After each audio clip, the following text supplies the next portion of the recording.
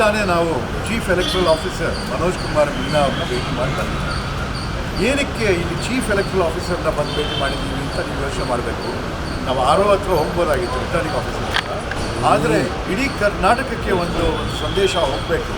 ನಾವು ಕಾಂಗ್ರೆಸ್ ಪಕ್ಷದವರು ನಮ್ಮ ಪ್ರಜಾಪ್ರಭುತ್ವದ ವ್ಯವಸ್ಥೆಗಳನ್ನ ಬೇರೆ ಪಕ್ಷ ಇಲ್ಲದಿದ್ರೆ ಆಫೀಸರ್ ಸೇರಿಕೊಂಡು ಏನಾದರೂ ಒಂದು ಹೆಚ್ಚು ಕಮ್ಮಿ ಮಾಡಿದ್ರೆ ನಾವು ಇಮ್ಮಿಡಿಯೇಟಾಗಿ ಅವ್ರ ಬಗ್ಗೆ ಕಂಪ್ಲೇಂಟ್ ಕೊಡ್ತೀವಿ, ಅವ್ರ ಬಗ್ಗೆ ಸೂಕ್ತ ಆ್ಯಕ್ಷನ್ ತೊಗೊಳಕ್ಕೆ ಶುರು ಮಾಡಿಸ್ತೀವಿ ಅಂತ.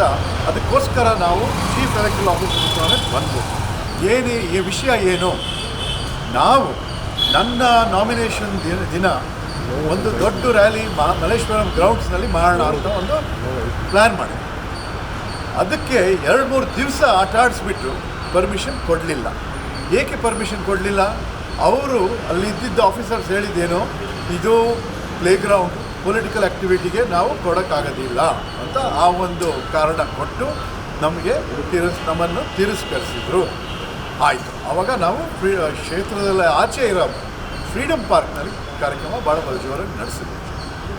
ಈಗ ನಿನ್ನೆ ಇದೇ ಗ್ರೌಂಡ್ನಲ್ಲಿ BJP RSS ಒಂದು ದೊಡ್ಡ ಕಾರ್ಯಕ್ರಮಕ್ಕೆ ವ್ಯವಸ್ಥೆ ಮಾಡಿಕೊಟ್ಟಿದ್ದಾರೆ. ಅದಕ್ಕೆ ನಾವು ನಮ್ಮ ಅನೂಪ್ ಅಯ್ಯಂಗಾರ್, ನಮ್ಮ ಮಲ್ಲೇಶ್ವರಂ ಕ್ಷೇತ್ರದ ಕಾಂಗ್ರೆಸ್ ಪಾರ್ಟಿ ಅಸೆಂಬ್ಲಿ ಅಭ್ಯರ್ಥಿ, ಅದ್ರ ಜೊತೆ ನಮ್ಮ ಬ್ಲಾಕ್ ಪ್ರೆಸಿಡೆಂಟ್ಸ್ ಎಲ್ಲ ಇಲ್ಲಿದ್ದಾರೆ. ಅವರು ಅದನ್ನು ಆಫೀಸರ್ ಅವರು ಕೇಳಿದ್ದಾರೆ, ಏನಕ್ಕೆ ಈ ಥರ ನಮಗೆ ನೀವು ನೋ ಅಂದವರು ಅಲ್ಲಿ ಹೋಗಿ ಹೇಗೆ ಕೊಟ್ಟಿದ್ದೀರಾ BJP RSS ಕಾರ್ಯಕ್ರಮಕ್ಕೆ? ಅದಕ್ಕೆ ಉತ್ತರ ಇಲ್ಲ. ಏನು ಸ್ಪಷ್ಟವಾಗಿ ನಮಗೇನು ತಿಳಿತಾ ಇರೋದ್ರಿಂದ BJP RSS ಏನು ಕೇಳ್ತಾರೆ ಅವ್ರ ಮಾತನ್ನು ಕೇಳಿ ನಮಗೆ ತೊಂದರೆ ಕೊಟ್ಟು ಅವ್ರಿಗೆ ಎಲ್ಲ ವ್ಯವಸ್ಥೆ ಮಾಡಿಕೊಡ್ತಾ ಬರ್ತಾ ಇದ್ದಾರೆ.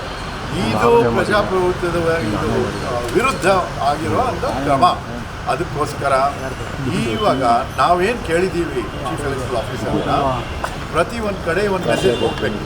ಈ ಥರ ಏನಾದರೂ ಒಂದು ಕೆಲಸ ಮಾಡಿದ್ರೆ ಆ ಆಫೀಸರ್ಗಳನ್ನ ಸಸ್ಪೆಂಡ್ ಮಾಡಬೇಕು, ಟ್ರಾನ್ಸ್ಫರ್ ಮಾಡಬೇಕು.